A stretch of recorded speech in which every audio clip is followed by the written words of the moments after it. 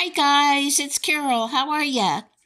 Let's talk about two of my favorite things, books and a pumpkin recipe for muffins with bananas and chocolate chips. We're back home now. This is Aunt Eagle, and Toby's wanting Casey to throw a ball. I thought I'd show you the books that Casey got. I've never read that. I don't know if you have. I don't know a thing about it. It's a haunted library mystery. Death Overdue by Allison Brooke. The light makes a glare in my living room so bad. Let's read the blurb. For fans of Miranda James and Jen McKinley comes an enthralling series debut featuring a librarian who solves mysteries with the help of a ghost in the stacks. Carrie Singleton is just about done with Clover Ridge, Connecticut, until she's offered a job as the head of the programs and events at the spooky local library, complete with its own librarian ghost.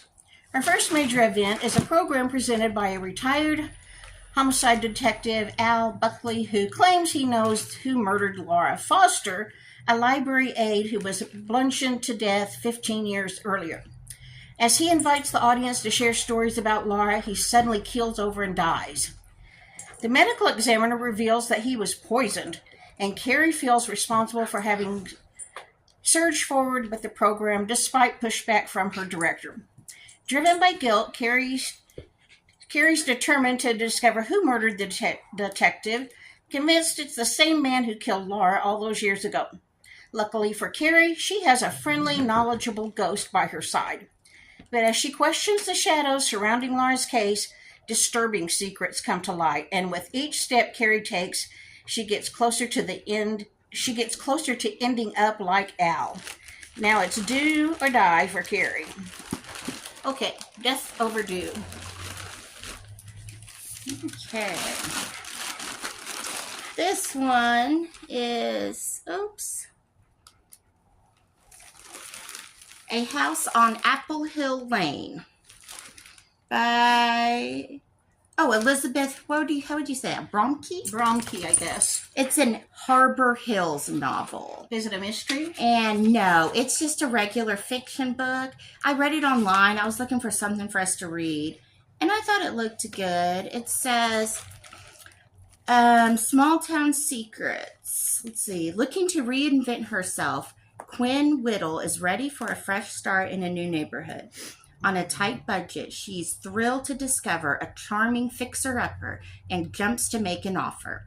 But it isn't until after she signed the paperwork that she learns there's more to the foreclosure than a few loose boards. Annette Best owns Best on the Block Realty, and the business is struggling. Then a new face comes to town, and Annette sees an opportunity to save her company, as long as no one finds out about the history of Apple Hill Lane. Judith Banks is a freshly single but too fed up to date, or she thinks. Then a new neighbor moves in on her street and brings her team of pros, electricians and plumbers, and all sorts of men Judith never expected to find attractive. Soon enough, she's drawn to one particular worker, someone who happens to know about the house's sordid history. All right, well, I think that looks good, and I love fixer-up houses books because I want to do that so bad. I'd love to find a charming, big, old house and fix it up. Okay, I'm going to play with Toby now so you can hear Mom read the other two. Yes.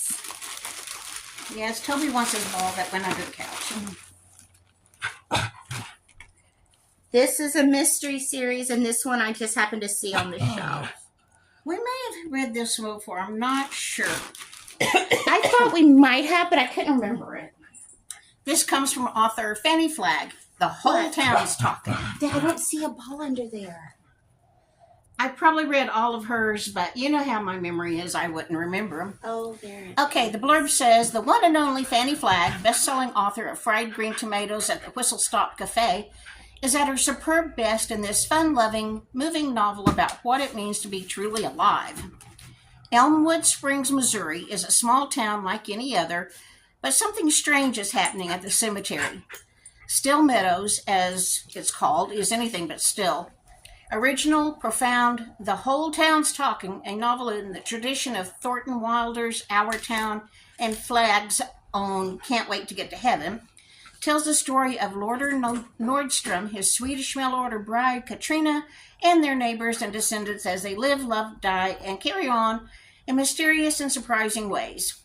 That sounds good. And then Sniffing Out Murder by Callie E. Benjamin. That one. This is a mystery. I'm sure we've not read this one. I don't think we have either. And I like it because it has a hound You dog want to read in it? That's too tiny for me. I'll throw the ball. Let's see. When a murder unleashes a widespread investigation through Crosbyville, a children's book author, Pris, and her trusty bloodhound, Bailey, must track down the truth before the whole town goes to the dogs. After deciding that life as a teacher wasn't right for her, Priscilla Cummings found inspiration in her 3-year-old bloodhound's nose for the truth. So her children's book series was born, The Adventures of Bailey the Bloodhound.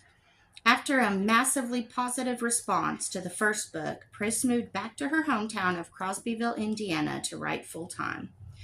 But newly elected school board trustee and former high school mean girl Whitney Kelly is intent on eliminating the budget for the arts and social programs, including Pris and Bailey's beloved pet-assisted reading program. A minor altercation between the women wasn't anything unusual, but after Bailey sniffs out Whitney's body in a bed of begonias, locals start hounding Pris for answers. That sounds good. Yeah, just kind of a regular cozy mystery, I think. Well, you chose well. Do you need me to read this again and cut that last one out? No, it's okay. They know we have Toby. Toby's so loud. I'm sorry.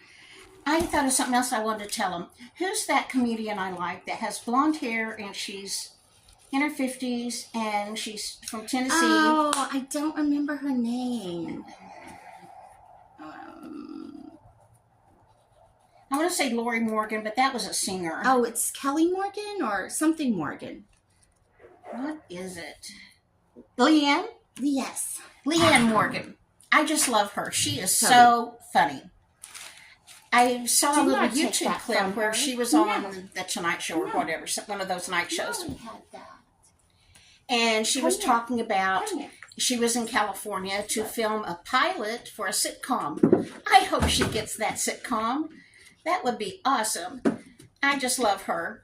Yes, that comedian's name is Leanne Morgan, and she has written a book. I sure would like to read it. I hope our library gets it pretty soon. Actually, I just told Casey I would like to listen to the audiobook because she reads it. Leanne Morgan reads it. Anyway, the name of her book is What in the World? So, there you go. Watch that book, What in the World. It's got to be funny. If you have read it, let me know what you think. Okay, next is my new favorite recipe for pumpkin banana chocolate chip muffins. I'll put the recipe in the description. But what you need first are 2 ripe bananas and 1 cup of sugar. Put that in a bowl and mash it up with a fork until you've got the sugar and bananas combined. In a small bowl, combine your butter, pumpkin, egg, and vanilla. Next, you're going to add that to your banana mixture. In another mixing bowl, whisk together the flour, baking soda, pumpkin pie spice, cinnamon, and salt. Stir the flour mixture into the banana mixture just until combined. Do not overmix, but you don't want to see any flour not mixed with the pumpkin either. Then you stir in the chocolate chips. Pour your batter into your prepared pan. If you're using a metal muffin pan, line it with cupcake liners. If you're using a silicone muffin pan, you don't need to do anything. Then you bake at 350 for 20 minutes or until a toothpick inserted in the middle comes out clean. The directions say remove from the oven and cool completely on a rack. Well, I let mine cool just enough until I thought I could eat them. I like them warm. And oh man, they were so good. The banana in the mixture makes the muffins so moist. And even the next day, they were still really moist. This is a keeper of a recipe. I hope you enjoy them. Now, in this picture up at the top, you see a 5-inch cake pan with batter in it. I guess I didn't fill the muffin cups full enough because I had that much batter left over. So I just sprayed that little pan with nonstick spray and put the remaining batter in it and baked it along with my muffins. Okay, guys, that's it for today. Let me know what's going on in your corner of the world and let me know how you're doing. All right, I'll see you in the next video. Thank you for watching. Bye.